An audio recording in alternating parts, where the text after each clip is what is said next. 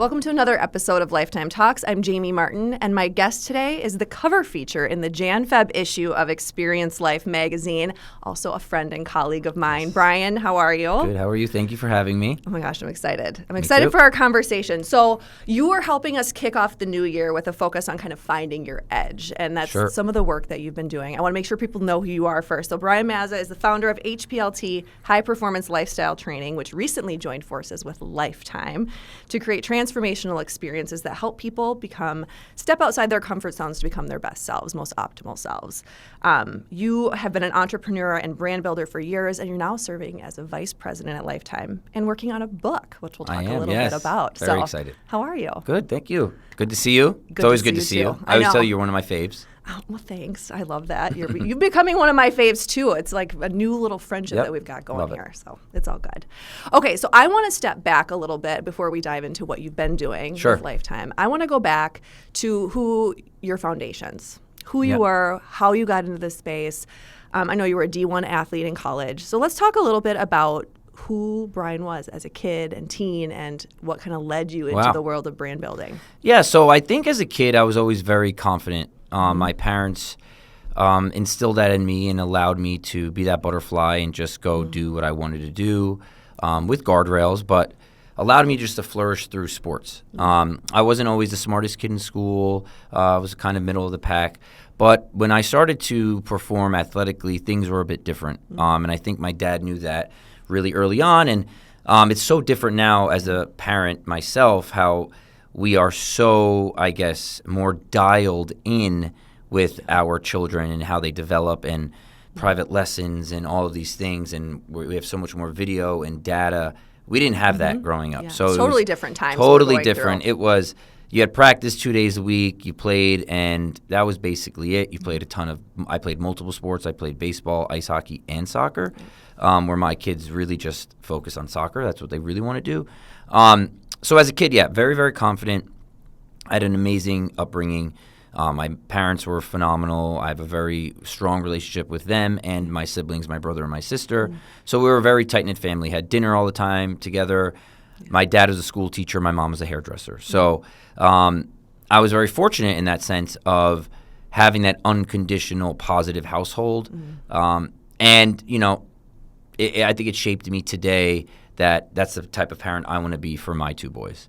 So, again, very confident, loved sports, loved competing, maybe a little bit too much. But I think that's what shaped me today to understand how to lose, understand that winning isn't forever.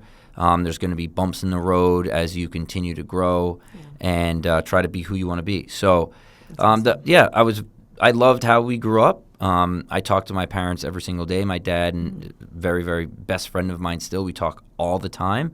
So very fortunate. I think as I get older and my kids get older, I think the real true form of wealth is when your kids want to talk to you and hang out with you. Yeah. So that's my goal. That's awesome. I can relate to that with, we've talked, I have two girls, and how do you create a safe space where you want to connect with one another? And that's the first thing you want to do in a day, right? Versus I have to talk to my parents. That's not what we want. We want to nurture these really caring environments for our kids where we can be friends with them, but also still have the guardrails there and be the parent as well. Sure. Right. Absolutely. My dad used to always say to me when I was a kid, I'm not your friend, I'm your dad. Yeah. And now it's kind of that reverse shift now where it's, yes, he's still my dad, but we are more friends, and it's really cool. And the way I see my parents interact with my kids is really special. They love going to their house. They love the way my mom cooks. They love how Papa and Grandma make them feel. And that's how I've always been as a kid, is I've always chased this feeling, whatever it's been. And I think my kids are doing that the same way. Being a soccer player, maybe I'm being biased, but I feel like there's such an emotional component to the game. It's such a worldwide thing, right? It's the most popular sport in the world. It doesn't matter if you're rich, poor, whatever. It's so passionate. Scoring that goal, making that tackle, making that run, you just feel it through your bones. And I see my sons feeling it now. Yeah. And for me, it's just, I feel like I'm in a way, reliving my childhood, watching them perform, watching Lukey go get the ball and dictate, or watching Leo score these free kicks, or playing with such passion and conviction. It's almost like I'm watching myself. My uncle, my dad's brother, came to watch my 6-year-old play the other day, and he was like, dude, it's literally like watching you on the field. I used to go get the ball. I used to go try to do everything. So it's really neat to see them kind of excel now in something that they're very passionate about. That's awesome.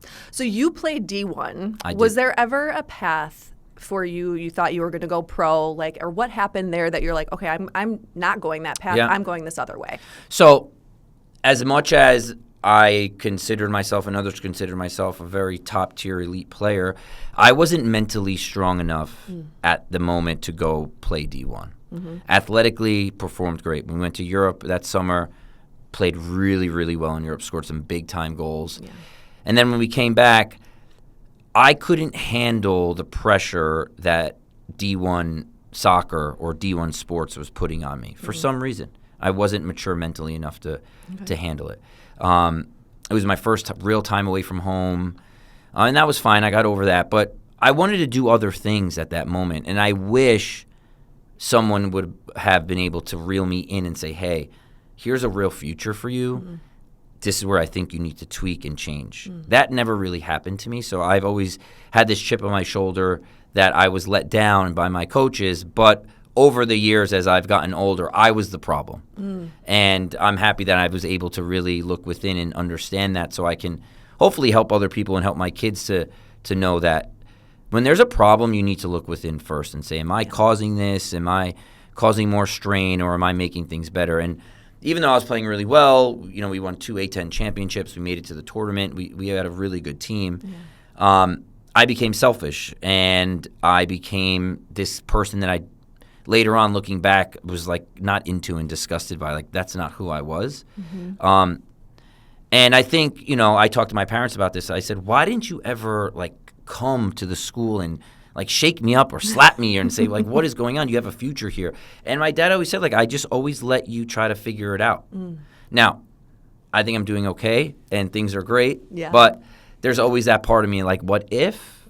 And it is what it is at this point. But I have enough friends that went pro and enough friends that have done great things in the sport that it's okay. So I think, I think any young athlete or anyone in sports or in a career, not every day is going to be a picnic and a high five. And leading up to all of that experiences I had playing sport and dominating on so many levels, I always thought it was going to be a picnic and high five. And I had a harsh reality going in where I was just another number. And that hurt me for some reason. I was not mentally mature enough, or my EQ wasn't developed enough for me to understand this is a job and there can be a means to an end here to go play at a different level. How long did it take you, do you think, in hindsight, to kind of tap into that self-awareness and recognize that? Was it several years later? Like, what did that take for you to kind of, when you reflected back, to realize that? It's really crazy. It actually happened maybe 2 or 3 years after school. I had an opportunity to go work out in the Hamptons at a nightclub called Dune. And I don't know how or why I saw the light at the end of the tunnel, but it was kind of the mindset of, wow, this is another opportunity that can propel you and put you in a position financially, professionally, socially in New York. Don't screw this up.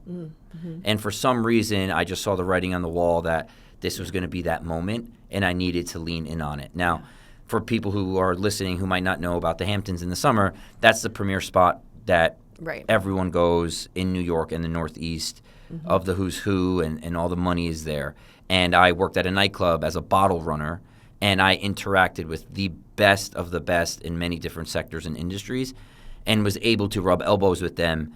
And I've always been someone who worked my whole life. So I either worked at a deli or parked cars or worked at a country club. So I loved talking to people. I loved interacting with people. So I was like, wow, this is really fun. I'm with the head of Nike or head of American Express or this person or that person. I have an opportunity now to get their information, get their contact. Where can this lead me? And it led me to partnering with my old partner when we created the Ainsworth here in New York, co-created that. as the premier sports bar probably in the country for a long time. And that's what really was like, okay, this is now my professional moment. This is my professional soccer moment to do something cool. That's really cool. And the Ainsworth, it's not just in New York either. It was in New York. We had a place in Vegas. We were in Nashville, Kansas City, New Jersey. But New York was our home, and we really invented the big Sunday football party and the DJs and everything. So, at a young age, at 23 years old, 22 years old, I was really into the mix. Yeah. But I looked at it like it was a professional sport, because I was around a ton of professional athletes, ton of high-profile professional people, and this was my moment. So, as much as I wasn't on the field playing, I was on my own field that I created, and then I was able to apply all of the skills that I've learned and all the things not to do where I screwed up playing. Right. You could take those lessons, right? Like, we always often talk about, like, failure is not, it's a lesson, right? Like the next thing we're going to learn from, right? And so that's you taking that into this next phase of your life, this next thing you were going to do. And that's why I think sports are so important for kids to play. And your kid doesn't have to be the best at every sport, but it teaches you a lot. And I think learning how to lose is a really important thing in life because we all do it many times. We're most likely going to lose more than we win.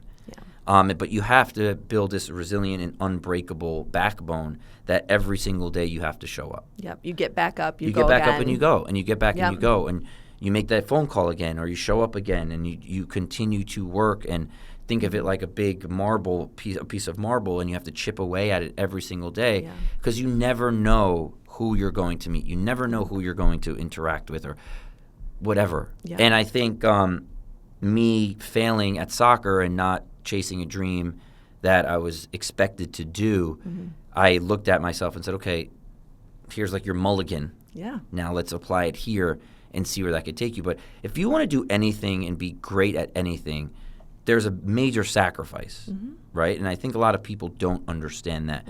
A lot of people think, I'm just going to put a little bit of effort in or just put one toe in and I'm going to be rich or I'm going to be a pro or I'm going to be happy.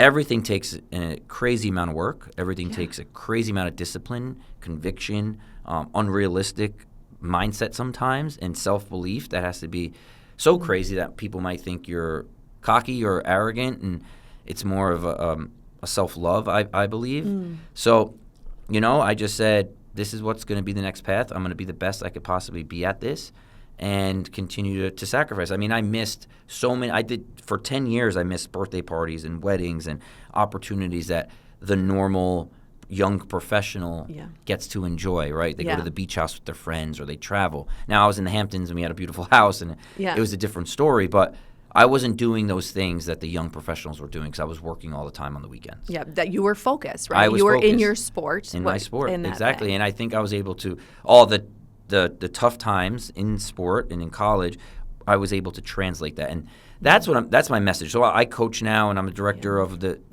Zone 1 with our young boys. And the message I say to the parents is, and I say this really respectfully, that like 99% of our kids right here will not play at the next level. Yep. And I think that's a really hard thing for parents to swallow. It's a huge financial commitment over the years, huge time commitment. If you have other siblings, you're splitting up time, you're running here, you're running there. It's very difficult, as you know. Yeah, absolutely. 99% of this group or the group in the is not going to go to a D1, D2, or D3 level. They just won't. The competition is so crazy now. And plus with foreign influence too in the sport, right, that they're able to come play, kind of takes away from the American homegrown players. Which I think is fine, but I'm trying to build these kids to understand, to run through the line, touch the line, tackle and track back, fight for your teammates, stand up for your teammates. Do all of these things that you can apply in elementary school, in middle school, in high school. And then when you become a teammate and a coworker, you have to be able to work with people. Right? Like, if me and you didn't get along, if me and you did, and I came in and I wasn't respectful to you or if I wasn't nice to you, you wouldn't want to work with me. You wouldn't want me on the podcast. You wouldn't have offered these cool opportunities, right? So that's what, being likable is a really huge component in people's success. And that's what you learn in sports too. Like if you're not passing, if you're not playing right, if you're not a good teammate, you're not likable. And that's going to translate into you're not going to be successful because people aren't going to want to be around you. Well, the lessons go so much farther than what's happening on the field, right? Yes. Like those lessons apply they go so far out that you can take. I can still think back to, I played high school sports, but there are lessons that I learned from being on the basketball court and with conversations with coaches that I use still to this day. Sure. And that was 25 years ago at this point. Yeah. But there's still things that were instilled in me from a very early age. And Sure. I think those are some of the values that I hold dearest to me now, like that I can apply in other areas. A parent spoke to me the other day and asked why player was not playing as much. And I said, well, they never run through the line. They're not fit enough. They're not working outside of the 3 hours that we get them. Yeah. And they're not developing. But they're 7, they're 8, but that they should get equal playing time. Where in life is there equal playing time as an adult? Right. You learn those lessons. Equal playing time is not what's helping anybody in life. You deserve it, you earn it, and that's how it should be. Put in the work, Correct. right? So you made a shift. So I want to kind of come back to the Ainsworth. You eventually made a shift. You're like, I am going to move out of this space. You kind of moved into this space of health and wellness. Sure. And with the goal of how do I help people be their most optimal best self? Yes. Talk about that. So that I shift was and why I it was the happened. party boy in New York City. Yeah. And it was great, and I don't regret any of it. Yeah. I didn't have a problem at all, but it was a lot of fun, and there's only like shelf life in that world, right? You can't continue to do that unless you do. Most likely something bad is going to happen. So I got to a point where I said I want something different in my life. But also at that point, I was training at a facility here in New York City called Tone House. And whoever listens to this probably knows about it. It's one of the hardest workouts.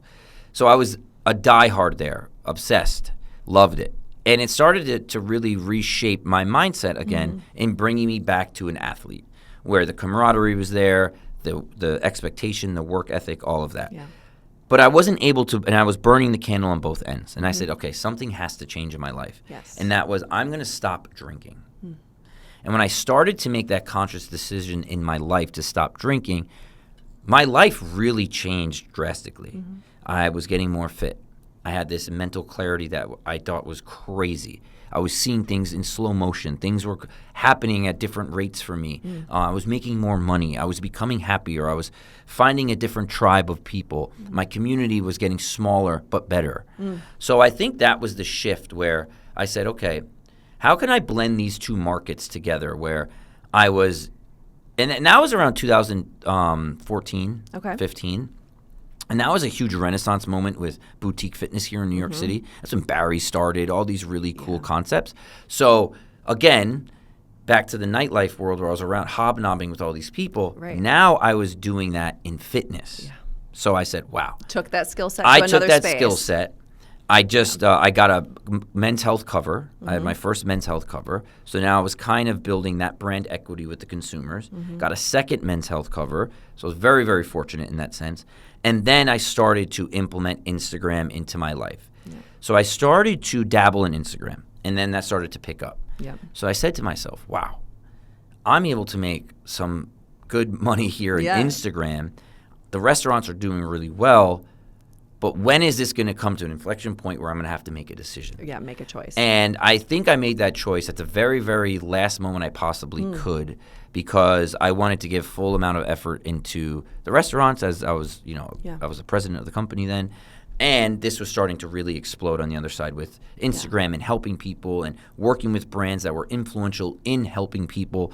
And I said, wow, this really feels like a natural fit because I'm getting in incredible shape again. I love the way I feel. Yeah. I love the way I'm making other people feel. How can we make this into a business? And that's when I made the pivot to leave the restaurant space in 2018 and create high-performance lifestyle training. Yep. And that was the best decision I've really ever made in my life, besides having my two boys, because it gave me purpose. It gave me a sense of worth again, where I was losing that in the hospitality space. Yeah. It was just I was around food, which – food and people are two most inconsistent things in the world. It was so difficult, and I hated that I couldn't control that. Yep. And I was around people that I felt empty, and I wanted to get back to my roots, like we spoke about earlier. And that was able to bring me back. So then when I created High Performance Lifestyle Training, I said, now I can get people – I could throw events, I could get people together, and we can really show them a different way of an optimal life. So it was great. So we go in depth on what high performance lifestyle training is on a separate podcast. We're going to link to that from here. But I do want to delve into just kind of when you think of the term high performance, what does that mean to you? And has that changed as you've gone through different phases of life, different, from being, in the space that you were in prior to becoming a dad to where you are now? High performance to me means living your most optimal life. Mm-hmm. How can you have this 360 pie?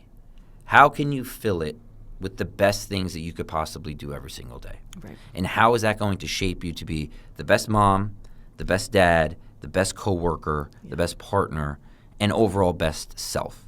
But it starts with you. Mm-hmm. So I personally believe being a human being, you are a high performer. Mm-hmm. Now, so many things happen in your life from birth until you die that can distract you and put you on a different path. Right.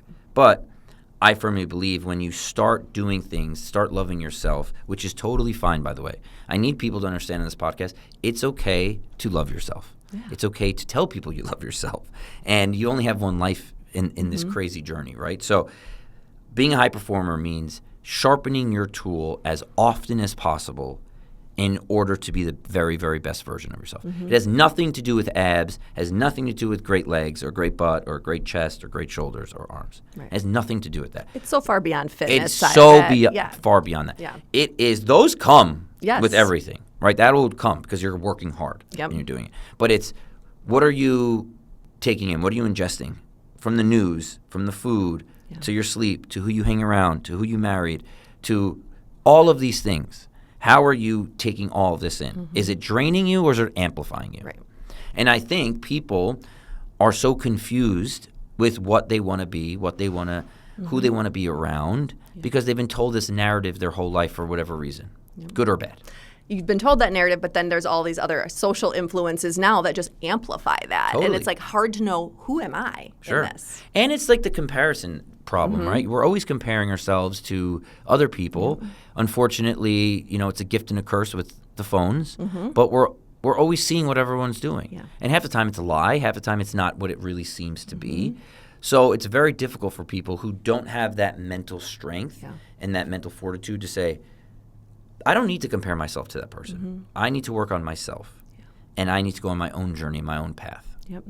I really love, you've mentioned it twice now, the concept of self-love. And I think it is, I want to drive that home for people because it isn't selfish to start with yourself. Because if we're investing in ourselves, that's how we show up better for everybody else in our lives, right? Yeah. But if we're not willing to kind of do that deeper reflection, to know who we are, what we care about, what we want to invest in, and give our time and energy to, we're just giving it all away. We are giving it all away. And being a New Yorker, it's like a double-edged sword sometimes.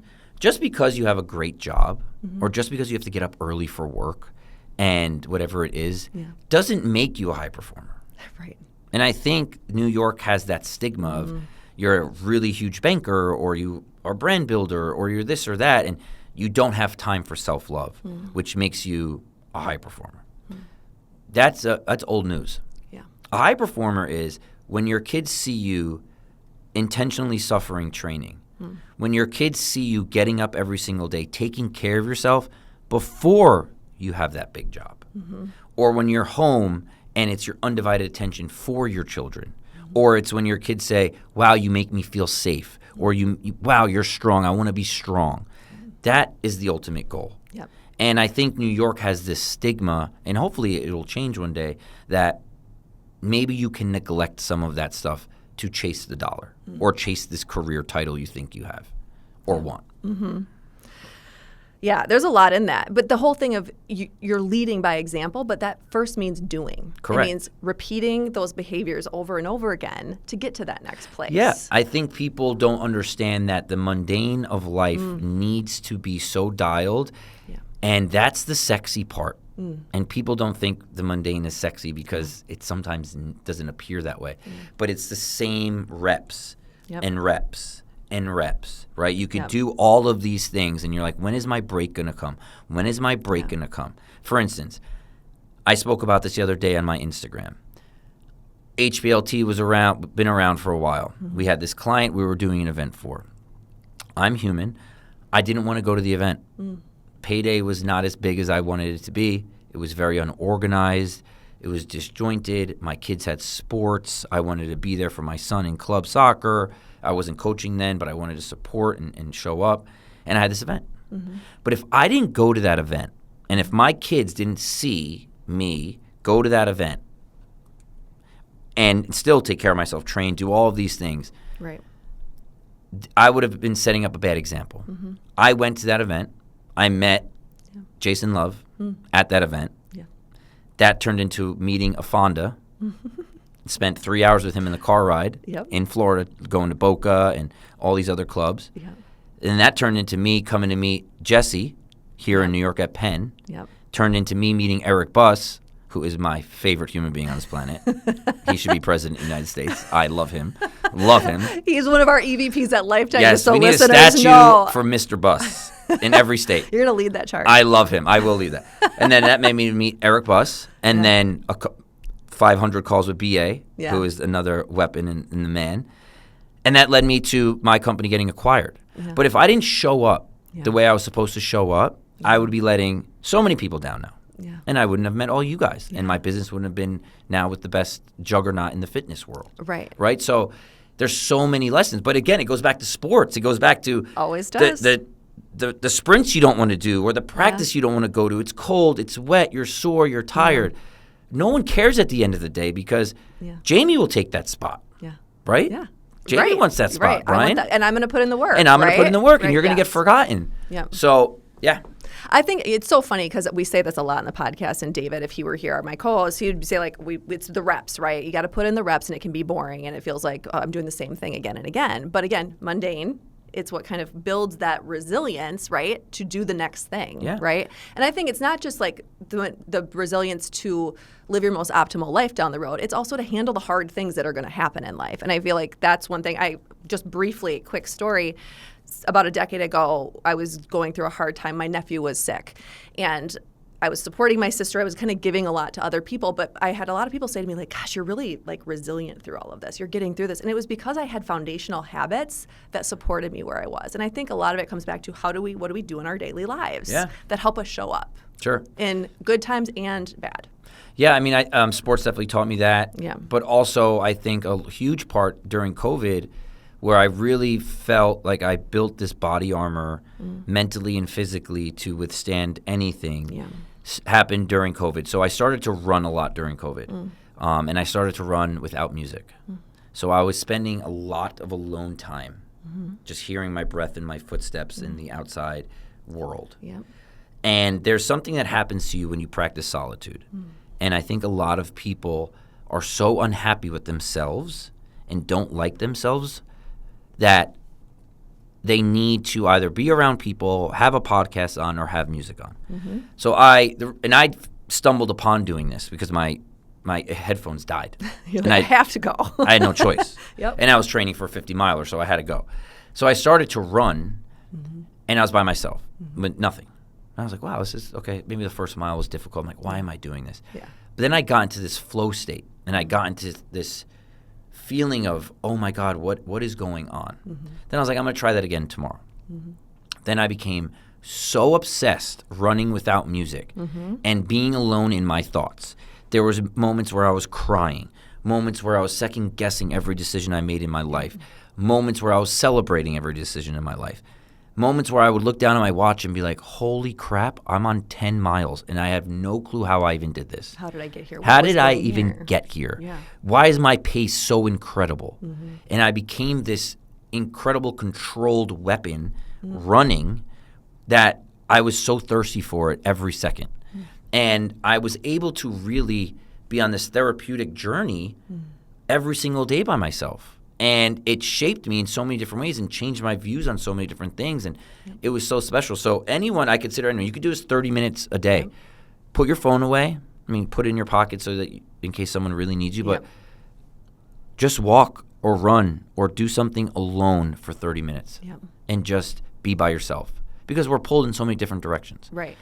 Well, and when we let ourselves do that, there's something that gets into kind of like, again, I mentioned it earlier, like that knowing, when we're willing to like be with our thoughts, to actually notice them and then question them potentially and process them and just give it the time it deserves, Yeah. what do we discover about ourselves? And I'm sure that's the discovery. Yeah, I you've mean, there were had. so many things that I was like, why did I do this? Or I hate this about myself. I want to change it. Yeah. And I was able to work on it. Yeah. That was the time you gave That yourself. was the time. I know you're working on a program, and solitude walks or runs are going to Yes, be part of that. they So, are. like, I think that's going to be really interesting. This is going to be interesting because I think people are going to see a different side of themselves on the mental performance side. Because, again, high performance and training, and it's not just about what you can pick up and what you can put down. Yep. It's really becoming one with yourself again and understanding yourself. And hopefully that helps you around other people. So we're going to implement those for people. Yeah. And I think it's going to be a little contagious, which is great. And it should spark some really cool conversations and some future projects. Yep. Do you come back and after doing that, do you journal? Like, what are some practices that you do to process what so you crazy. do? So there would be some like 20-mile runs where I feel like I've created 700 businesses and have these best business ideas, and then you have to remember it. So the shorter moments are great because then you can come back and write your. So I would come back on my computer, write down ideas, and then you have action plans. Like, okay, that was a stupid idea, but at the time it felt great. But that was a really great one. Let's execute on that. Or oh my God, I haven't called my uncle or I haven't called my friend in a long time. Let me check in with people. Yep. That's what it also does too. Right. It just gives you kind of like, gives you there's like all this. these things, and I feel like you tap into parts of your brain that you don't really use. And it was really cool. It was really awesome. And for the longest time, I didn't want to run with people.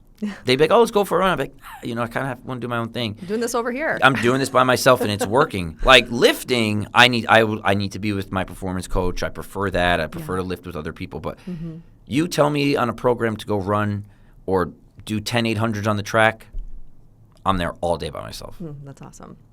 So I want to acknowledge for people, you might at first blush, like someone might hear about what you're describing and think it's not for them. Yeah. But why is it really for everyone? Why is high performance living for everyone and training? It's for everyone because the barrier of entry isn't as crazy as people think. Each program that we put out or each summit that we conduct, there's no one left behind. Yes, there's people that are fit. But the beautiful part about HPLT is that you either are sharpening your really sharp tool already and continuing on that journey, or you might have a dull tool and you need to start that process. But there's zero ego with our company. Whoever comes, we are servants for everybody. And everyone who comes becomes a servant for everybody. And I don't know how we did that, but it's our secret sauce. So everyone comes together. No one is competing with each other, and everyone becomes this helping hand community that looks out for each other. They're in the WhatsApp group after. If you're traveling to the state where someone lives, you would mention, hey, I'm going to Texas, or I'm going to Austin this weekend. Is anyone around?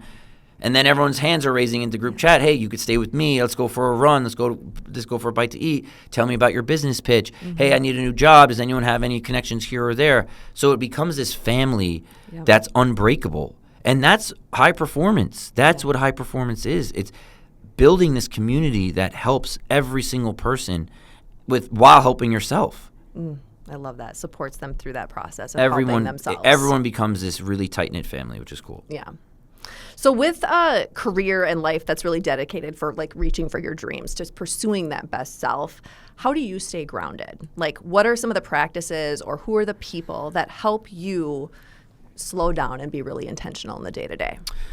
Yeah, I mean, listen, it's a crazy world, and you have to have that edge and that fight and everything. And then there are moments where you can get a little ahead of your steez, which that's just being human, right? Right, it's going to happen. I think, through not being able to have kids naturally and having both of my boys through IVF as my miracle babies, that was a really big shocker to me as a man and as a human being. I didn't feel like a man at that moment. And having the beautiful, science of IVF and having them allowed me to say, like, wow, I almost didn't have these two miracle boys, right? So that's going to keep me really grounded here. Also, the conversations with my dad and always talking to him about life and if we disagree about this or that and having that positive relationship with him. And I think also knowing that this can end tomorrow. 24 was a really horrible year for me health-wise. I had double adductor surgery, reattached my adductors to my pubic bone. That was not fun.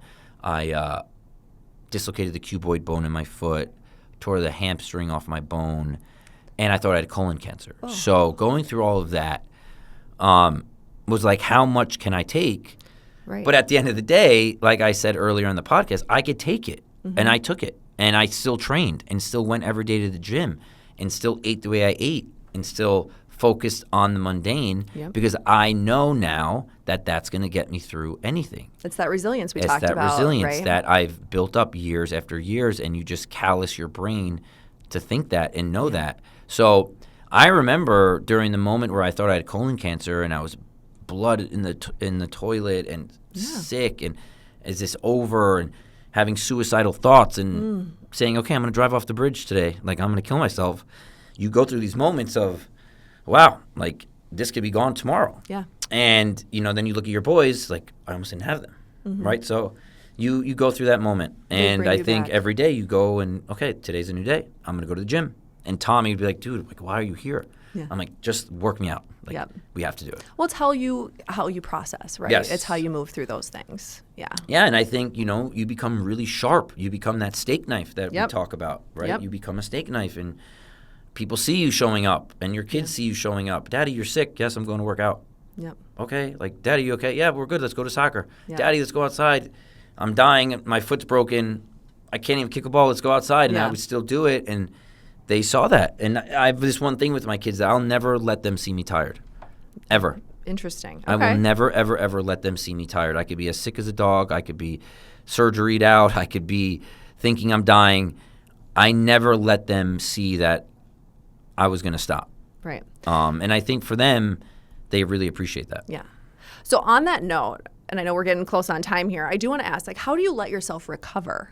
Because you go, you work hard, but how do you recover and let yourself, like, process all the good that you've put in your body, all the work that you've put in? Yeah, I mean, that's a big struggle of mine, and I think I've gotten really a lot better with it. Over the years, I was this no days off mentality human being, and that's old school, and that's really foolish. Right. And, having Tommy as my performance coach, he's really instilled that in me, where he'll be like, you're not working out tomorrow. Yeah.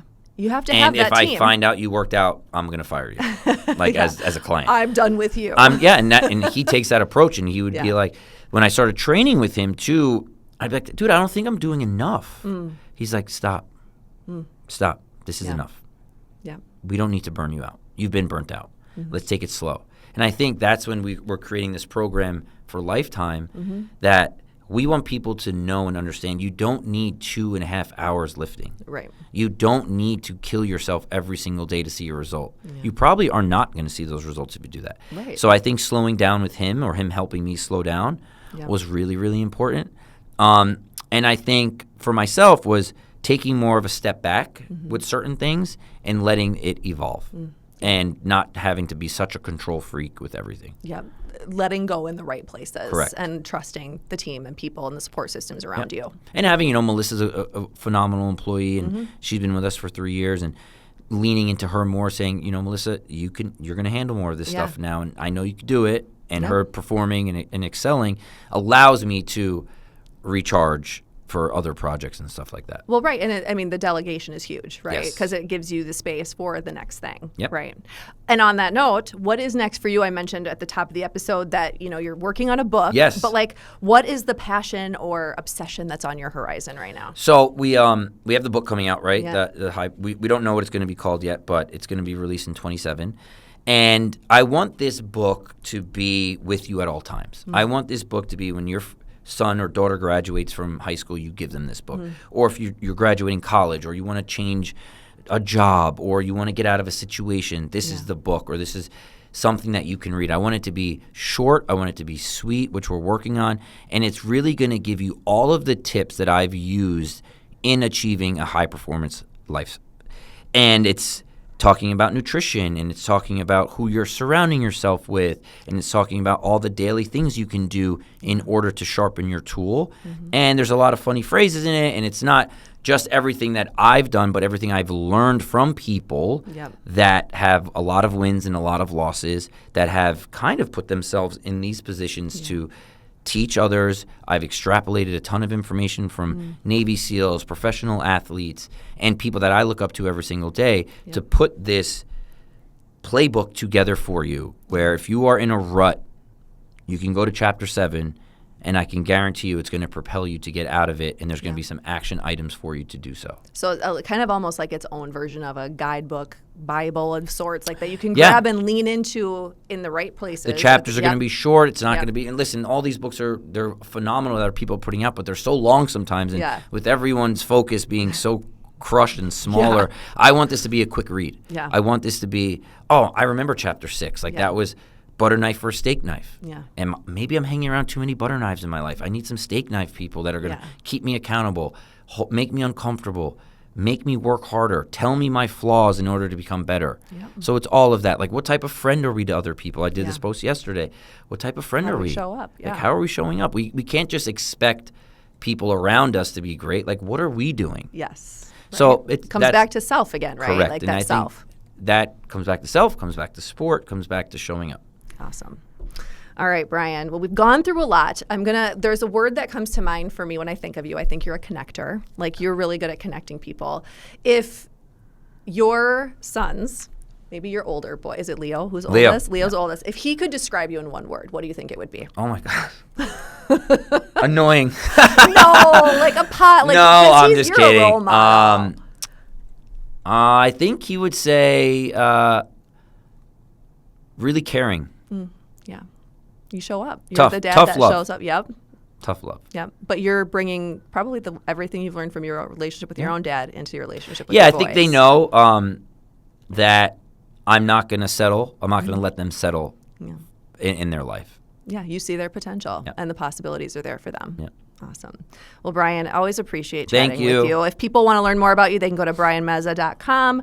Follow you on Instagram at Brian Mazza. There's HPL Training on Instagram and hpltraining.com. And obviously, there's all sorts of stuff with Lifetime as well with the events coming up. Thanks, Brian. Thank you.